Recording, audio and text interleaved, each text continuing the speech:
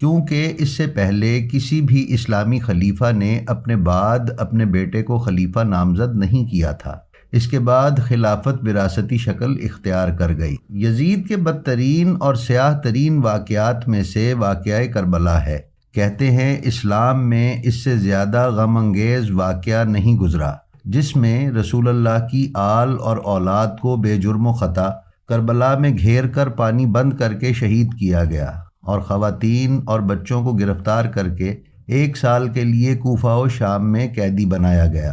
ناظرین، اسی کے دور میں خانہ کعبہ کو مسمار کیا گیا اور نذر آتش کیا گیا۔ لفظ حرہ حرارت سے نکلا ہے۔ اس کے حکم پر چونکہ خانہ کعبہ کو منجنیقوں سے آگ کے گولے برسا کر مسمار کیا گیا اور آگ لگائی گئی، جس سے کعبہ میں رکھے ہوئے تبرکات انبیاء بھی نذر آتش ہو گئے۔ اسی نسبت سے اس واقعے کو واقعہ حرہ کہا